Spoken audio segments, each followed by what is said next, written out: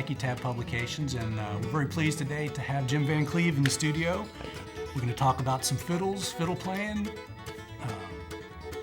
what you do in a bluegrass band playing fiddle, and Jim's going to share a lot of his thoughts about technique and practice, how to get the best tone. Try to. Went to school in Greensboro, North Carolina after I graduated high school. I went to college for almost a year, not quite, and my phone rang and it was Doyle Lawson wanting me to come to work with him. He heard me on some stuff I was trying to play on, I guess, back then. And Junior Sisk, actually, is a Rambler's Choice that he'd heard me on that record, I think. And told him no, and he called back and I told him no, and then he called back again and I told him okay.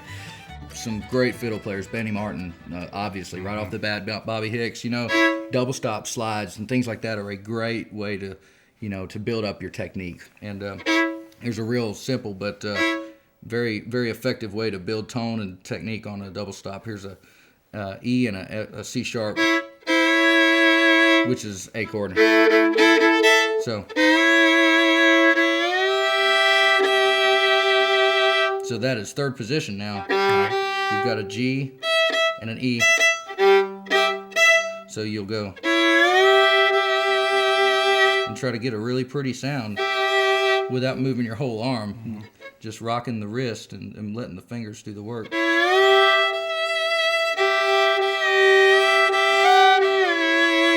And then maybe go.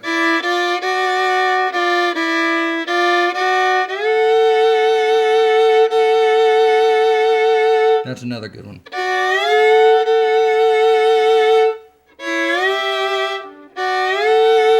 And then if you really are feeling froggy, you can. Those are very tough, but it's the same shape. Right. I asked my love to take a walk, just to walk a little way. As we walk, old man would talk all about our wedding day. Only say that you'll be mine, and our home will happy be. Down beside where the waters flow, on the banks of the Ohio.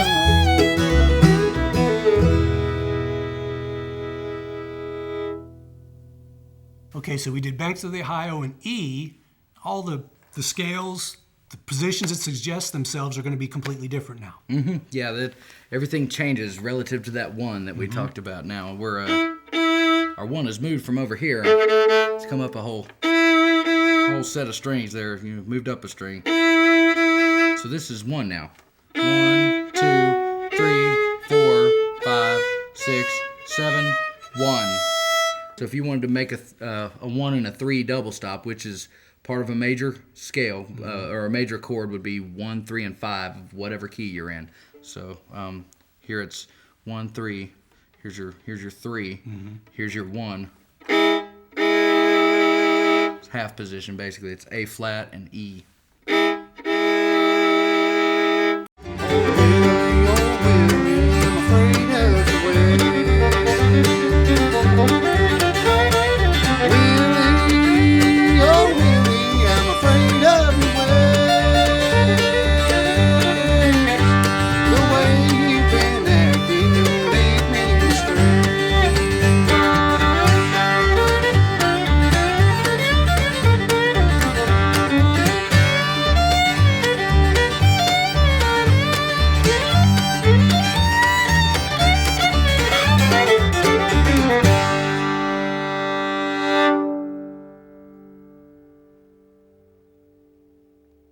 Okay, now Pretty Polly is in the key of G, which we looked at before, but this is using a completely different scale, isn't it? It does appear that way most of the time, at least. Whereas we've gone through the major scales for these last couple of songs here. This one, just like we talked about the tone of the song, like the mood rather. We're in the key of G. But before we used the G major scale. 1, 2, 3, 4, 5, 6, 7, 1. Now we're looking at a scale that kind of has some gray areas in it.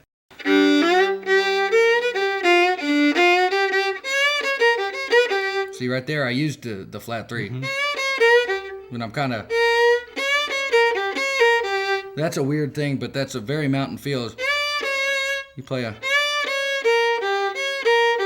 It really, all that is...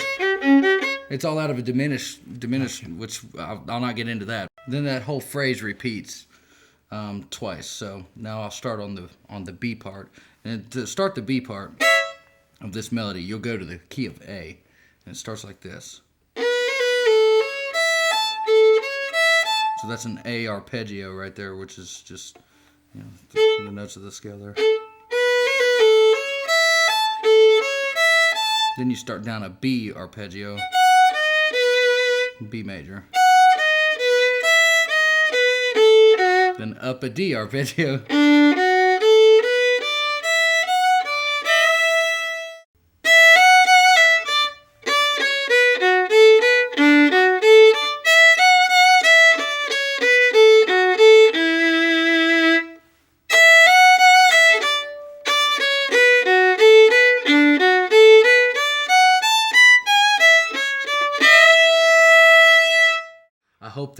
Hope that everybody was able to get something from this. You know, the practice techniques, some things that I do. You know, running through scales, learning your scales, but not being tied to them, and learning places where it's okay to be yourself, and you know, not being tied to something that you've learned note for note, and not really understanding the mechanics of what makes it music, instead of just a technical exercise.